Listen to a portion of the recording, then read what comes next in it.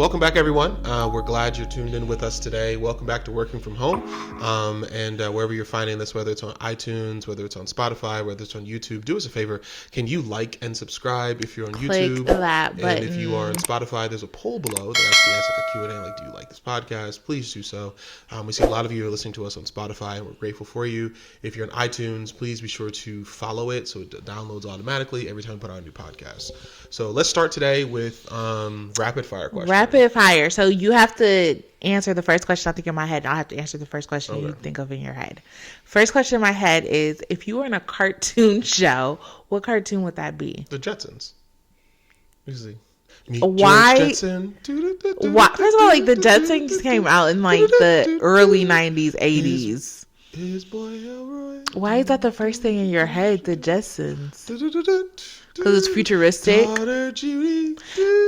Speaking of that, I really feel like we're going backwards. I feel like they were more futuristic in the 70s and 80s. Are you listening to me? They were able to dream. And so they were actually thinking about what you have to, like, so the first time AI actually was mentioned. Are you the AI guy? I'm that tech pastor. Hey. So no, it's 1919 actually was the first time. There's a robot named Q. And the robot named Q was this robot that was the first time we started seeing AI being a thing. They were thinking about this stuff back in 1919. Wow. Interesting, right? And so I do think the Jetsons were ahead of their time. I do think also money. I think there's a cure for cancer someplace, but money, right? And so like even AI stuff, like it's only spread out because of money. It's like, you know, it's just stuff like that. So I do think like we should have future flying cars, but there's one. If you follow my TikTok and my Instagram, that tech pastor, I put a video of a flying car and they're building it like a drone. So every time I say TikTok, we should like bust out in a dance. I just feel like singing and dancing today. No, that's real. Even when we went to the Space Needle in Seattle, how that was like a futuristic 100%. like thing, like the first thing to be a tall structure, just in the design of it, right? Which we kind of like equate to like mid-century modern, but how that's like a futuristic, very linear lines, tall, this futuristic structure. And then they used to have a restaurant that would rotate around, and that was so innovative because at the time I think it was so advanced that they can't even figure out today how to like kind of get it and it was back $1 to work. It was $1. It was $1 to go, and now it's what, like $20-$30 to go up there. My question is, do you want the Apple Vision Pro? Maybe. I want to check it out, but I don't want to own it. It just seems so weird to me. Like, why are you going around into like that I Am Sam glasses? Spatial computing. Do you understand? You can watch YouTube over here and work over here and then you don't. I feel like it would be cool if everybody had access to them, and I think it's like that Black Mirror's episode where you can look at someone and immediately get their like stats, facts. Hey, this is Justin. This is what he does quickly. Or if you have like an interview, if you have something that you like, you get the quick stats fast before talking to someone, or like, hey, you know this person from this place. Like, that's cool. Yeah. I think I also like the ideas of like you can count your calories really fast. Like it does a lot of stuff. It's so new, so the people who have it just look. I love it though. Weird. We know. Yeah, I love it. I want one. If it wasn't $4,000, I'd definitely like try to figure out a way to get it. It's just that it's $4,000. But the same way the Apple iPhone when it first came out was like with God, the same all thing things with are iPod. Possible. The same thing. But what they did, because what Apple did is they just prepared people for those things. So like, there's something they're they're definitely working on something that's going to build upon this Vision Pro. I did like how the lady said at the Apple store when we were just like looking and just perusing the parameters. And she was like, what's different between like virtual reality, right, is it shuts you down from the world, right? So you are in another space, another reality in the headset or whatever world that you're going into. Spatial reality is different because you're still in your world. You're still able to see and engage in your world, but it's integrated technology. And that's what makes it 10 times better, because you're still able to do the things while being present. Or is that even possible? Well, so it's augmented reality and spatial computing. Oh, get you together, that tech pastor. That tech pastor. I think this might be actually more mixed reality and spatial computing. But yeah, so it's really saying like, virtual reality is escaping the world. Augmented is bringing the virtual world to your world. Like Pokemon, right? So it's bringing them. So this I think might be more mixed reality because it's like all of that. But anyway, that's it. What we wanted to talk about today, and as we were thinking through a topic, was we have a 6-year-old who loves YouTube, and what we found is that he wasn't just watching YouTube; he was watching YouTube Kids. Sorry, he was watching YouTube, and we were like, "What are you watching?" And we found that he was watching like teenage stuff, wanted to be 16. And then what was funny? Every time you ask him, he's like, "How old are you, Cam?" 16, and he'll like put that in there. I'm 16. Yeah, and so the same thing goes for like the other day we were driving home and I saw this car that said Puff on it. So immediately, we could talk about Puff Daddy, but not again. That's a whole. It's a whole can of worms. I'm talking about Puff Daddy, not P Diddy. I'm talking about when he was Puffy. So when Puffy was not P Diddy, because P Diddy Fonzo Bentley. I'm curious if like that the stories Fonzo Bentley has, but Puffy. So I saw this car that said Puff on it.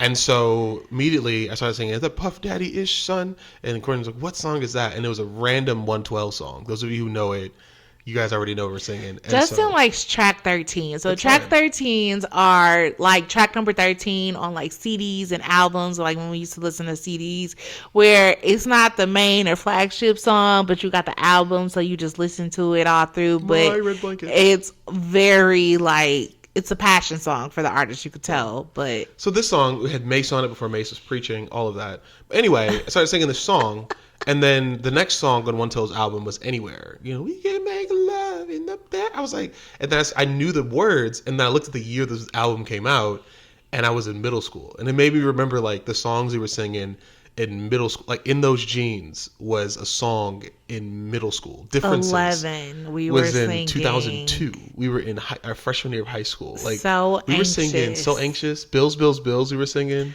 Can you pay my bills? Can't pay my telephone. No, girl. Yeah, I can't, like, because when you think about it, they were in their early 20s, right? Like, they were in their early 20s and they were teenagers singing this stuff.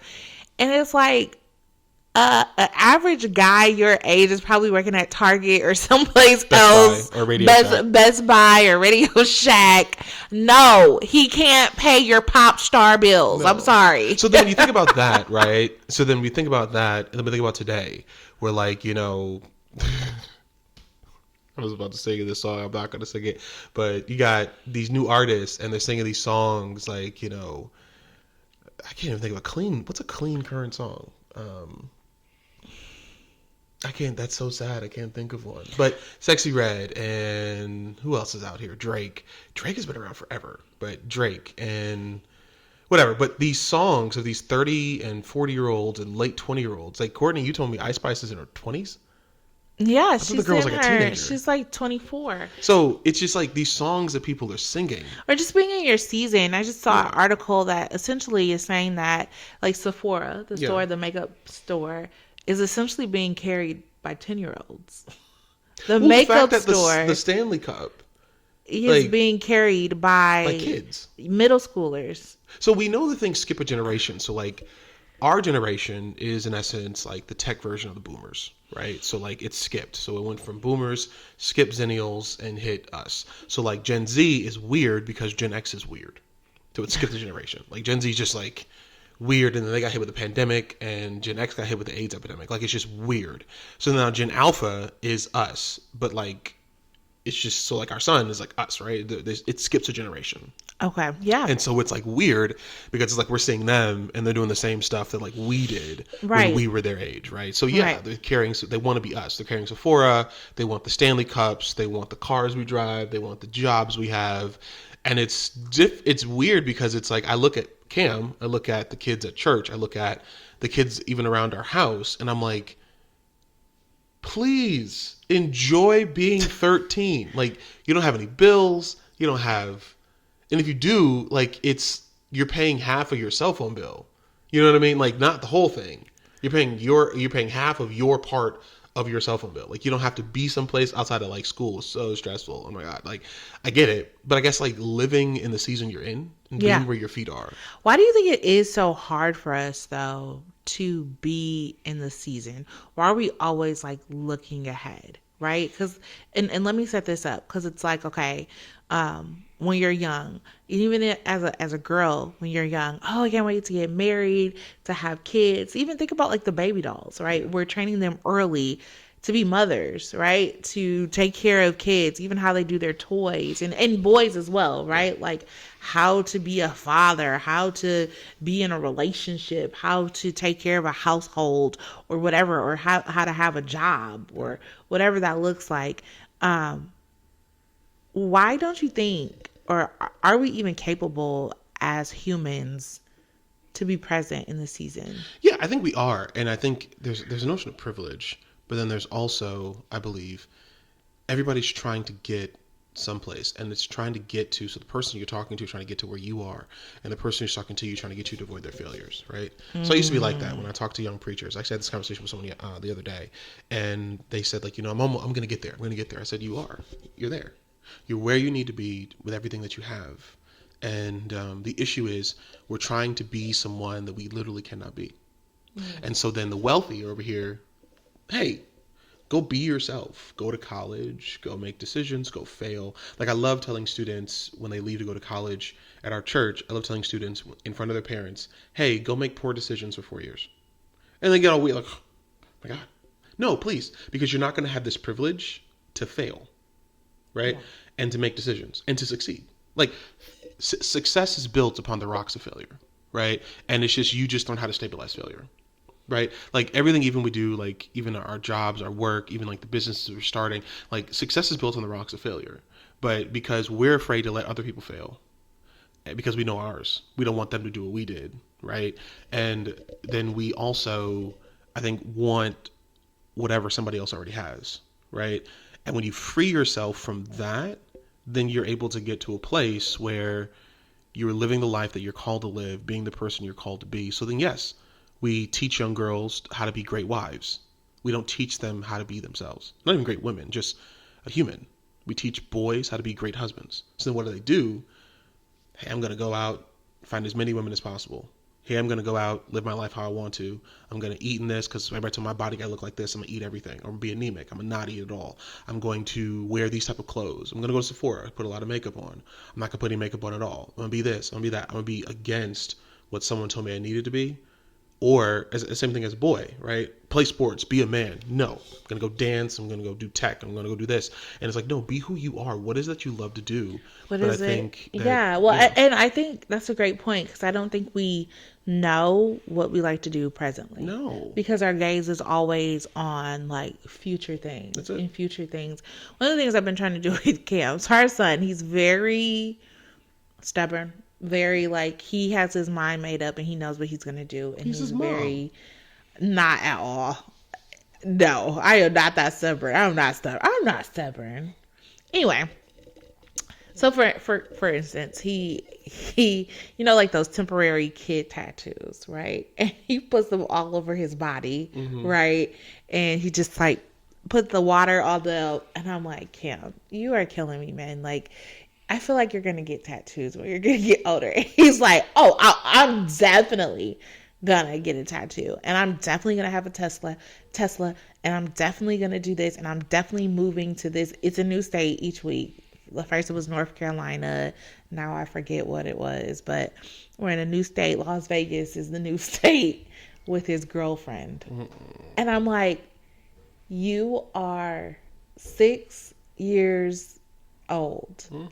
And so I've been trying to pull out the beauty of being 6, right? Like, come, let's read a book. Let's play Uno. Let's play family board games. Let's watch a movie, a family appropriate movie. Let's do things and pull out, wow, like you don't want to, because with all those things, you get to do those things and you have the freedom of choice because it comes with a lot of responsibilities. It comes with bills. It comes with maintenance. It comes with all of these things that you have to pay for to be able to live in the life that you want to live. And I'm like, but now that you don't have to pay for it, enjoy the innocence and the beauty that is 6, right? 6.5, because it's always the half. And I'm always have to be more. And I can't wait till I'm 7. But last year we couldn't wait till we were 6. And, and even to that end though, so it's been something that I would say personally, I am just getting to probably in the last like 3 months to being in the moment, right? Like God gave us Lamentations 3. He gave us new mercy and new grace for today. There's new mercy tomorrow, new grace tomorrow. There's new mercy, new grace today. And personally, I am just getting to the place to be where your feet are. Because I've said this before and I'll say it again. Overthinking does not change the future. Overthinking does not change the past. It just screws up your present. And so that's the same thing to me. Look at Galatians 5, the acts of the flesh. All those acts of the flesh just screw up the present. Jealousy screws up the present. Comparison screws up the present. Envy screws up the present. Anger screws up the present. All of that screws up the present and then plants negative seeds for the future. That's it. Whereas the fruits of the Spirit enhance the present. They enhance the moment. And I personally am just getting to that place where like I'm enjoying the moment. Right. You know, and I think I look back on it. I look back on my life. I look back on like, you know, NFL combat always makes me laugh because I'm like, I see guys that are exactly my size running 40s I ran in high school, but I got made fun of it for it, right? And it was just like, man, I really wish I lived in the moment and kept and worked harder. I wish I lived in the moment and did X, Y, Z instead of like, well, I'm going to do what they say. I'm going to do what my coach says. I'm going to do what my parents say don't do. I'm going to do this. I'm not going to work harder in this. I'm going to be this person and regret it, right? And while they meant well, every person I realized meant well, right? Even us, we're talking to you guys today. You can take this in, plan it, let it go through both ears. We mean well. I think we have to mean well for ourselves. And I think one of the issues is that we want other people to mean well more than we mean well to ourselves. And I think that's the problem. Like we want other people to, like, when are we going to get comfortable to live our own lives? That's such a good point. You know, I sit there and I think about all the time growing up. I always wondered, like, oh, am I going to get married? Or who am I going to get married to? Am I going to have a kid? How many kids am I going to have? Mm-hmm. And where are we going to live? What is that? What kind of house am I going to have? What kind of this? What type of job am I going to get? All this type of stuff. Spend like your whole life worrying, right? Mm-hmm. Did worrying make anything come sooner? No. Does worrying and overthinking make anything come before it's time? Absolutely not. Absolutely not. And so many times I shudder. And I think some of my biggest regrets in life are spending the time worried and thinking about what will happen in the future instead of allowing it to happen when it happened, right? And enjoying the moment, right? Like how many girls' times or lunches or brunches or times when I was younger and in college that was I not present because I was overthinking this? How many times did I miss out on adventures or doing different things because now in this next season my time is limited, right? I can't do all the girl stuff and the girls trips and the all this kind of stuff like Paul said. It's because your time is divided, right? How much more I could have put into my career and my work earlier on without the family and without that when I had time to really build that, right? And then now in this space to do that because I'm so worried about whatever. And you say all the time, like, overthinking just robs you of your present. Well, think about it, even with children. So when the kids come, like even I'm thinking about this for Cam, you have 18 summers, right? So even as I think through speaking and going out in the community and stuff this summer, it's like, yeah, I want to build my trips around us. Can I pair this with something? Because I have 18 summers, and now we've gone through 6, so I have 12 summers left before Cam's in college, Cam's working, Cam's married, right? It may have some afterwards. Hope we don't, but we may. And if we do, we do. But we have 18 summers, right? It's the same, and that's if the Lord says so, right? So it's one of those things where I guess like Henry Nouwen talked about even how we abuse the prophetic word of God. And he says we have dumbed down the prophecy of God to only wanting God to give us a future that conveniences us, instead of listening to prophecy is God unveiling preparation for his coming. But because we're not living in the here and now, we just want to know, God, tell me if I'm going to get the job. God, tell me if I'm going to get the relationship. God, tell me. And if God doesn't, God's like, no, I'm telling you how to be conformed to my image. And I thought about that before, right? Yeah. Like how different if we live lives. Like when you're born, you were born with like your life. You were born with knowing. Like when you're born, you're like, okay, so This is how long you'll live to this particular age. This is what you'll do. This is who you'll marry. This is what will happen. This is what I designed for you. This is what I designed for your lives. Like, don't mess it up. Yeah.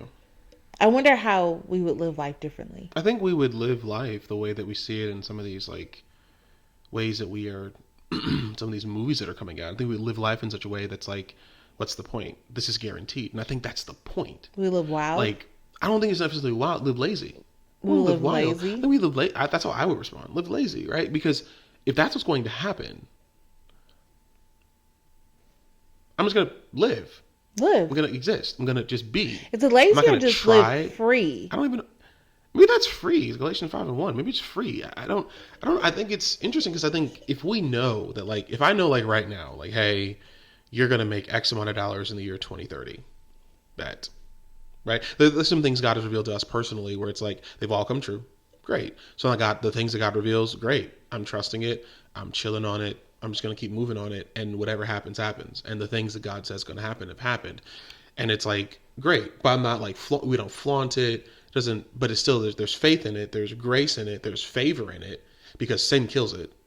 Right? Sin kills it. And that's the thing. Sin comes in and is grasping at everything. But that's where Satan works. Right? See, Satan doesn't, sorry, I didn't mean to cut you off. But like, I think we look at Satan like this, like, saber-toothed lion that's going to come in and like, eat you up alive at the front door, or a snake that's like, I'm trying to get you. And it's like, I think Satan really is like, this is where you're headed. This is what God said. Like, Joe, this is what God is doing in your life. Great. How can I get you distracted? So I take that as like, so what I mean, if God told us like, yep, you're going to get married in, I don't know, 2016. I don't know. Not even taking us as an example, but like, you're going to get married then, and you're going to live, and I have God's intended goal is for marriage to be forever, right? Marriage to be forever because it's a covenant, which is a lifelong thing, right? God did blood covenants. So like if he makes a covenant, and if you make a covenant before God, it's a lifelong thing. But sin comes in, and this is what destroys a lot of our relationships, right? Because we get selfish, we get egotistical, we get sinful, we get lustful, we want something that doesn't belong to us, and that sin then, what God intended to be a lifelong commitment of love, happiness, joy, patience, peace, all the fruits of the Spirit, has become now a life full of turmoil, because now you are breaking covenant with someone. You now have to deal with the ramifications. Your family has to deal with the ramifications.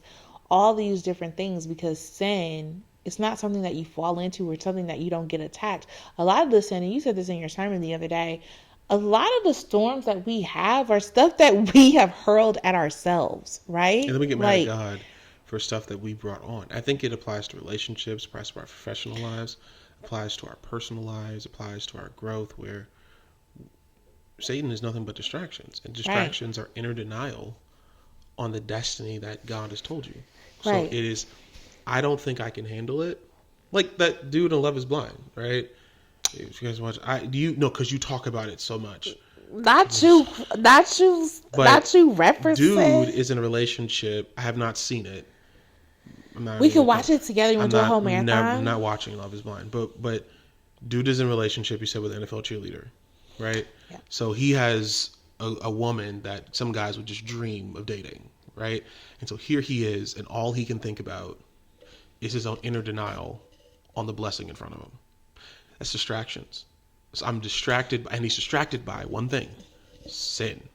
He is distracted by his father's sin, and he's distracted by his inevitability, his possibility. Yeah, we're talking about Clay and AD from Love is Blind. Yeah. And that's, you know what? But like, that's such a good point. But shows like that would not even exist, right? If we completely know that, like, when we say yes to Christ, right? We know that God has a plan for us. God has a plan for all of us since the day that we were born, right? And it's even more cemented for us when we say yes to him, right? And walk in his ways. Those people sign up for shows like that because you believe that God does not have the best for you.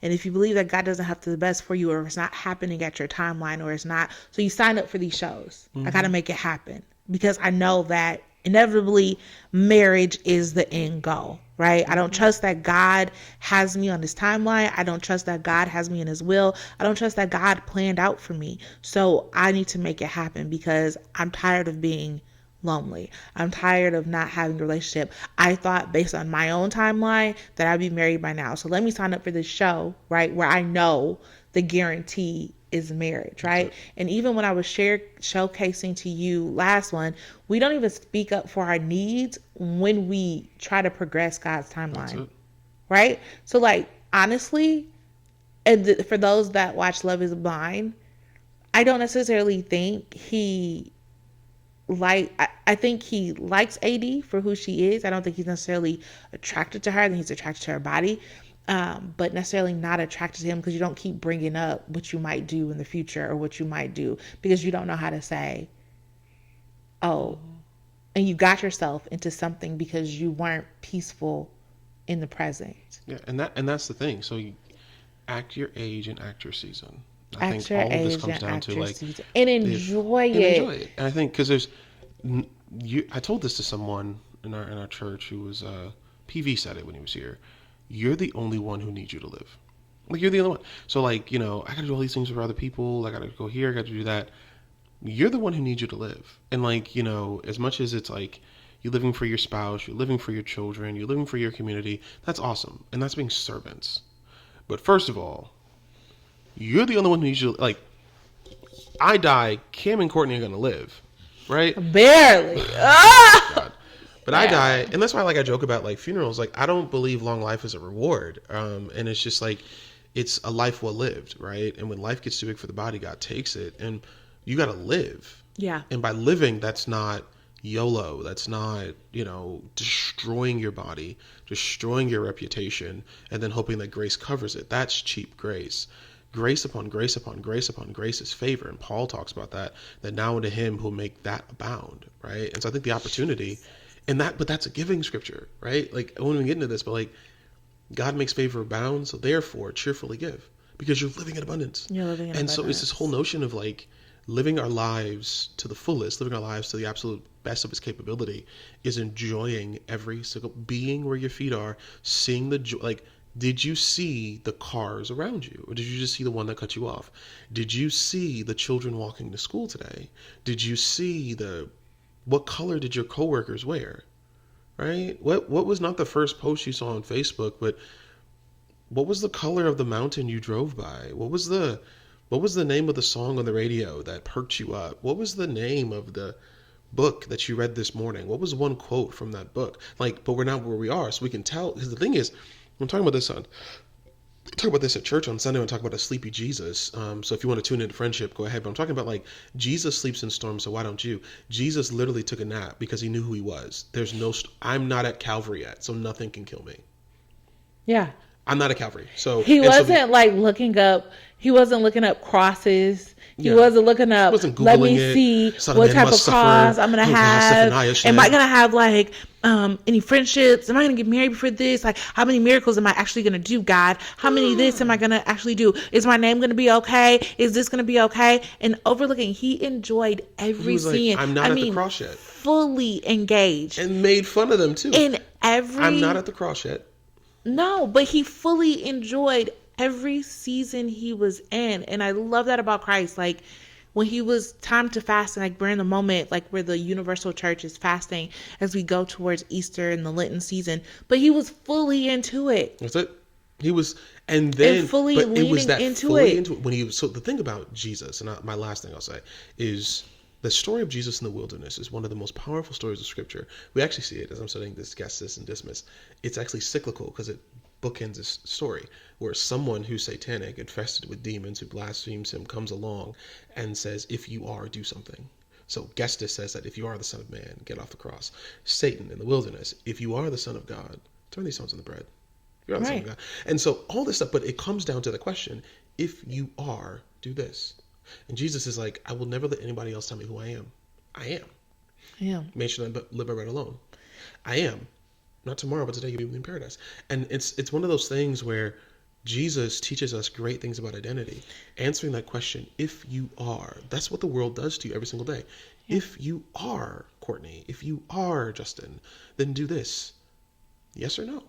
And I think that comes down to the issue. Like, well, and going back, like fully leaning into every season. And when it was time to party, he fully leaned into it. And when it was time to make friends, he fully leaned into it. His mama forced him to go to the party. Though. The party, but then other places and other things and forming community and where he was, he fully leaned into like where he was. You can talk about this like personally right now. So the job that I worked at for the past 4 years, we had to shut down. It was a startup, right? And we shut down in December, and it ended, right? Everything just ended, right? Because of funding, and with startups, they launch hard, but they crash too. So that was you don't launch, you engage. But that was the perils and that was the risk of doing this, right?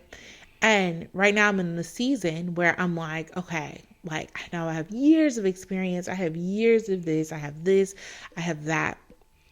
But one of the things I had to sit down and I'm like, God, I don't want to waste this season, right? Like, it's so easy to make this season about like, how come nobody's calling me back on a job? Or how come I don't have all these people knocking at my door on a business that I started? Or how come it's not? Because maybe this is just my time of rest.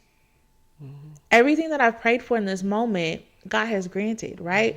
I like to say, I don't know how it's happening, but this is the promise when you tithe. When you tithe abundantly, this is what happens. We have more money now than when I did with the job. And think about it too, even for us, like I don't do manipulative offerings. We don't do none of that stuff. None of that stuff. It's like the woman like in Elijah, like every time she went, it was always there. Every time she went, it was always that. We've given more. We've given more in this season than we have with 2 full-time jobs. And so it just caused me to think, why am I stressing out? And because like this is a season, right? Seasons change. Right now I saw this meme that was like, right here in California, it's like cold, it's rainy, it's all that. And it's like spring and winter are like fighting over whose turn it is. And it's so funny. And it's like, as the seasons change, like it's not going to be summer forever. It's not going to be winter forever. Like things change. This season that you're in right now, and I think that's our encouragement to you, is that whatever season that you are in right now, it is not forever. So enjoy it to the fullest, right? Because each new season, there's beauty. There's beauty in winter. There's beauty in spring. There's beauty to it, but it's different, right? There's a time for rest. There's a time for harvest. There's a time for that. But nothing should cause you to make you overthink to miss the season that you're in. And so that has been my, like, I take my hands off of this. Like, you will lead me to my next season. You will lead me to where I need to go. That you do not withhold good things from your children. You do not withhold the things that I'm supposed to do. My steps are ordered by you. As long as I stay in your will and stay committed to you, God will order my steps. And that has been my prayer and that has been my move. But God, and I'm enjoying every aspect of it, enjoying checking out the things that I've been meaning to check out that I couldn't do before because I had to work, enjoying volunteering at my son's school, enjoying spending time or picking him up early and randomly, or doing the things that he wants to do because I didn't have a chance to get that before. And I don't want to go into the next season and be like, dang, I wish I would have enjoyed that season when I had it. That's it. Be where your feet are. Be where your feet are. So thank you guys for joining in today. What's your unpaid ad? Oh, that's a good one. I don't know. My unpaid advertisement. I don't know. What's yours? Jordan 17s. No. Jordan 17s are coming out in a couple of Enjoy months. the season that you're May in. 2024. Jordan 17. Enjoy the UNC Jordan 17s are coming out. So shout out to the shoe that made me start on the journey. Enjoy the Sneakerhead. No, the shoe that made me start the journey. 17. With Jordan 17 UNCs. And that's another thing. Let's not go back. I'm not. They're brand new. Let's not go back. The suitcase is coming back. What are you going to do with a suitcase? Where are you going to put a suitcase? And with my other shoes. Where are you going to put a suitcase? With my other shoes. Jordan 17 UNCs. For you to just look at? Yes. With the DVD and everything. Where you going to play a DVD, please? I don't know. It's going to be Michael Jordan playing basketball to a saxophone. No, it was Ray Allen playing basketball to a saxophone. That was all that was on the DVD. Please. Which is Ray Allen playing basketball to a saxophone. This is how we made the Jordan 17s. Please. Anyway, we'll see you guys next week. I'm Justin. And I'm Courtney. And we're working from home. See ya.